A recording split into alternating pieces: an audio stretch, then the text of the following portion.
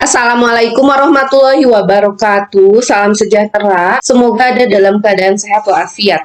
Kali ini saya mau share prediksi soal pretest PPG sesuai kisi-kisi untuk bidang bimbingan dan konseling. Baiklah, nomor 1, tes intelijensi yang dikembangkan oleh David Wechsler digunakan untuk orang dewasa adalah A. Tes WISH, B. Tes CFIT, C. Tes SPM, D. Tes WISE. Jawabannya apa teman-teman? D ya. Tes WISE ini kan ada kata kuncinya huruf A. A ini adult ya, atau di soal dewasa ya. Ada dua model yang dikembangkan oleh David Wechsler, yaitu tes WISH dan WISE. Tes WISH adalah tes yang digunakan untuk mengukur intelijensi umum pada anak usia 6-16 tahun. Tes WISH terdiri atas 12 subtes yang 2 diantaranya digunakan hanya sebagai persediaan apabila diperlukan penggantian subtes. Kedua belas subtes tersebut dikelompokkan menjadi 2 golongan, yaitu tes verbal dan performansi ya, itu bisa dibaca di modul selanjutnya ya. Kemudian tes Wechsler Adult Intelligence Scale atau WISE diperkenalkan pada tahun 1955. Saat ini WISE adalah tes kecerdasan yang paling sering digunakan di dunia untuk remaja dan orang dewasa. Jadi kalau tadi tes WISH itu untuk anak 6-16 tahun, berarti kalau WISE ini untuk 16 tahun ke atas. WISE memiliki versi terbaru, yaitu WISE 5 pada tahun 2020. Ini ada beberapa versi dari tes WISE, yaitu ada versi tahun 1955 pertama kali, kemudian ada WISE R tahun 1981, WISE 3 tahun 1997, dan WISE 4 tahun 2008. Yang terbaru WISE 5 ya, pada tahun 2020. Tes WISE yang dikenakan pada orang dewasa pada dasarnya sama dengan WISH, yakni terdiri atas 2 golongan tes, yaitu tes verbal dan performansi. Hanya pada tes performansi pada tes WISE tidak terdapat subtes. Kemudian ada tes CFIT atau The Culture Fair Intelligence Test. Tes intelijensi umum ini dikembangkan oleh Cattell. Sesuai dengan namanya, tes ini dikembangkan dengan menghindari unsur-unsur bahasa dan isi yang berkaitan dengan budaya. Tes CFIT terdiri atas 3 skala, yaitu skala 1, yang digunakan untuk mengukur intelijensi anak yang berumur antar 4-8 tahun, dan orang dewasa yang mengalami kecacatan mental. Skala 2 yang digunakan untuk mengukur intelijensi orang dewasa dengan kemampuan rata, dan anak yang berumur antara 8-13 tahun. Dan skala 3 yang digunakan untuk mengukur intelijensi pada orang dewasa dengan kemampuan intelijensi yang tinggi dan untuk siswa SMA atau perguruan tinggi. Masing-masing skala tes CFIT terdiri atas 2 bentuk atau bentuk A dan B yang bertujuan untuk memudahkan penyajian dan mengurangi keletihan.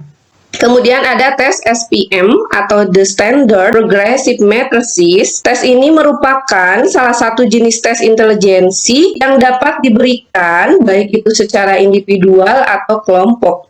Tes ini dirancang oleh Jesse Rappen dan diterbitkan di London pada tahun 1960. Tes SPM merupakan tes yang bersifat nonverbal. Hal itu tampak pada item-item soal yang bukan berupa tulisan atau bacaan, melainkan gambar-gambar. Tes SPM terdiri atas 5 seri dan tiap seri terdiri atas 12 item soal. Jadi total keseluruhan ada 60 butir soal. Butir-butir soal berbentuk suatu pola yang sebagian bentuknya dihilangkan, sehingga dengan demikian tugas subjek tes adalah menyempurnakan pola tersebut dengan memilih 1 dari 6 kemungkinan jawaban yang tersedia. Bisa dibaca lebih lanjut di modul. Soal nomor 2. Ana adalah siswa SMK kelas 10. Sejak memiliki telepon pintar, Ana cenderung menarik diri dari lingkungan pergaulan sebaya di sekitar maupun di sekolah. Ana lebih nyaman bergaul dengan sahabat mayanya di berbagai belahan benua. Ana berencana bergabung dengan gerakan pembebasan rasisme di sebuah negara di Eropa, sehingga Ana akan memutuskan keluar dari sekolah karena menurutnya memperjuangkan hak-hak asasi manusia lebih mulia dibandingkan dengan sekolah. Niatan Ana yang demikian menimbulkan masalah bagi Ana dan orang tuanya. Berdasarkan kacamata lingkungan ekologi perkembangan, masalah Ana bersumber pada titik-titik. A. Lingkungan kronosistem, yaitu interaksi keluarga dengan tetangga-tetangganya. B. Lingkungan ekosistem berupa media sosial dan media massa. C. Lingkungan mikrosistem, yaitu tetangga-tetangga dekat Ana. D. Lingkungan mikrosistem, yaitu diri Ana sendiri. E. Lingkungan ekosistem, yaitu prinsip-prinsip dan nilai keluarga yang diekspresikan Ana. Jawabannya adalah B ya. Lingkungan ekosistem berupa media sosial dan media massa.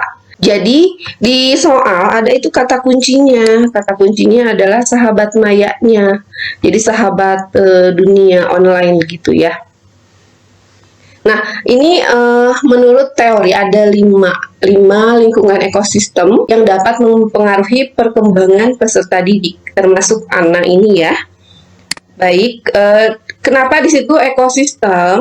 Jadi ekosistem ini adalah sistem sosial yang lebih besar di mana anak tidak terlibat interaksi secara langsung, akan tetapi dapat berpengaruh terhadap perkembangan karakter anak.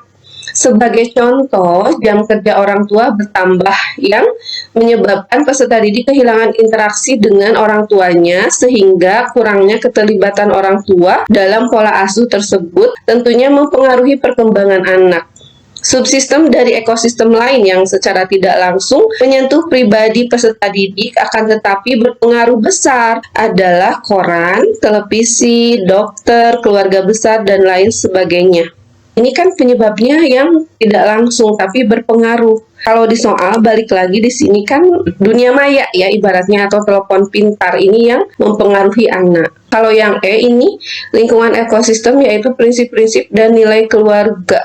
Ini kurang tepat ya. Tapi ini ekosistem berupa media sosial dan media massa. Nomor 3, guru BK merasa bahwa selama ini pelaksanaan konseling tidak memuaskan. Untuk mengatasi kondisi tersebut, kegiatan yang dilakukan adalah titik-titik. A. Evaluasi program. B. Evaluasi proses. C. Evaluasi hasil kegiatan. D. Supervisi kegiatan.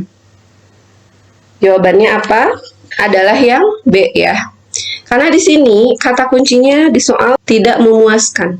Jadi kalau bahasannya memuaskan atau tidak memuaskan itu adalah masuk evaluasi proses.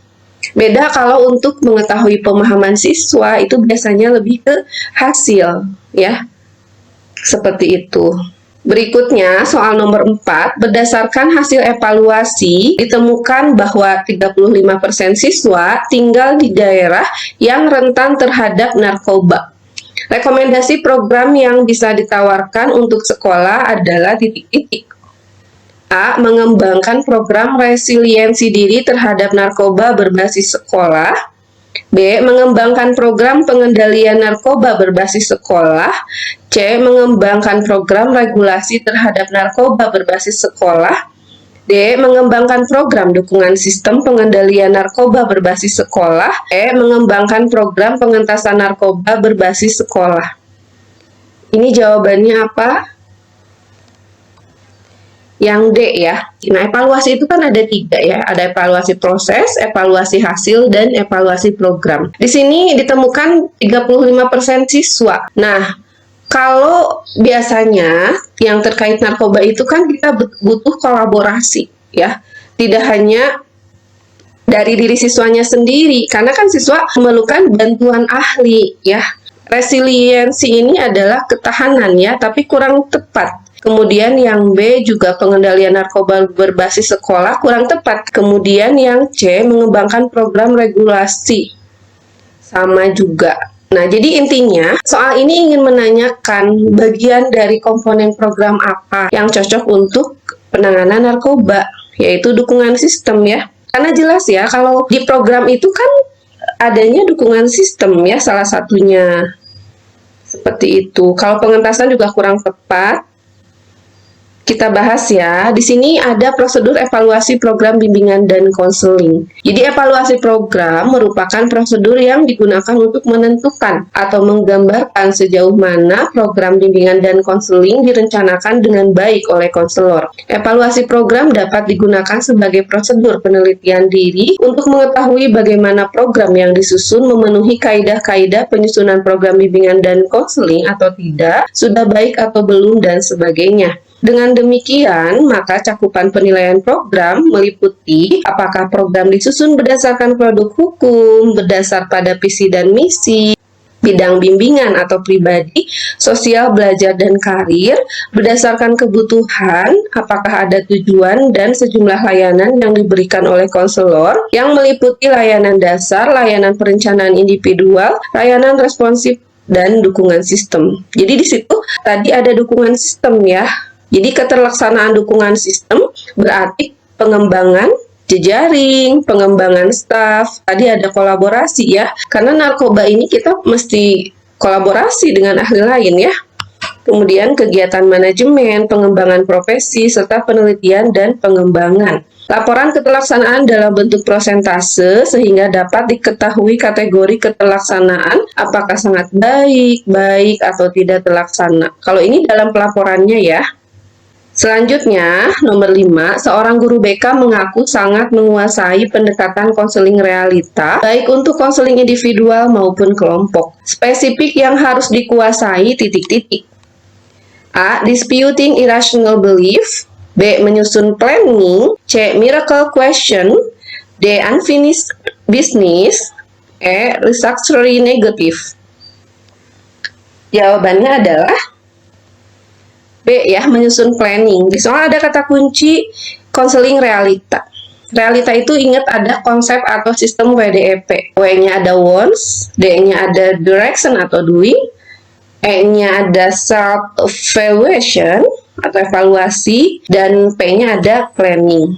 Ya, akan dibahas ini penjelasan dari masing-masing opsi ya. Yang opsi A itu ada disputing irrational belief. Itu teori ABCD dari REBT ya. Nah, A-nya ada activity or action or agent. Nah, di sini ada activity itu kayak situasi, hal-hal, kegiatan atau peristiwa yang mendahului atau menggerakkan individu. Kemudian ada belief irrational. Jadi ada keyakinan irasional. Ini salah satu ciri khas dari counseling REBT ya. Kemudian ada consequences irrational. Jadi konsekuensinya apa? Dan ada dispute irrational belief. Keyakinan irasional dalam diri individu saling bertentangan. Di sini prosesnya adalah validate or invalidate self-verbalization. Jadi suatu proses verbalisasi dalam diri individu. Apakah valid atau tepat atau pantas atau tidak. Jadi yang dilawan adalah keyakinan irasional ya kalau REBT. Nah, ada juga di soal itu pertanyaan keajaiban atau miracle question. Kalau miracle question ini meminta konseli untuk mempertimbangkan bahwa suatu keajaiban membuka suatu tempat untuk kemungkinan-kemungkinan di masa depan. Konseli didorong untuk membiarkan dirinya sendiri bermimpi tentang suatu cara atau jalan untuk mengidentifikasi jenis-jenis perubahan yang paling mereka inginkan.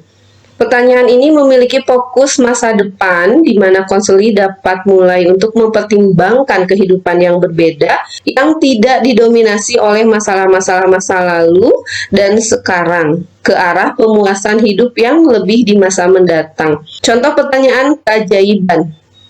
Jika suatu keajaiban terjadi dan masalah Anda terpecahkan semalam, bagaimana Anda tahu bahwa hal tersebut telah terpecahkan? Dan apa yang menjadi berbeda? Konseli kemudian didorong untuk melakukan apa yang menjadi berbeda, kendati permasalahan dirasakan. Jadi seperti itu ya, ini masuknya konseling SFBC ya.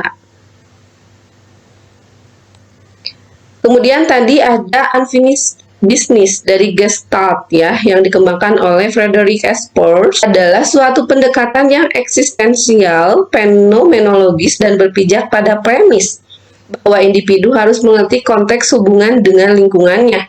Pribadi yang bermasalah yang dapat terlihat dalam bentuk perilaku seperti kepribadian yang kaku atau rigid, tidak mau bebas bertanggung jawab, tetapi ingin tetap bergantung, menolak berhubungan dengan lingkungan, pemeliharaan unfinished business, menolak kebutuhan diri sendiri, serta melihat diri sendiri dalam kontinum hitam putih. Soal nomor 6, seorang anak menangis menjerit-jerit diabaikan. Setelah anak diam menangisnya selama 10 detik, 20 detik, 1 menit, lalu diberi penguatan positif. Teknik konseling perilaku yang digunakan tersebut adalah titik-titik.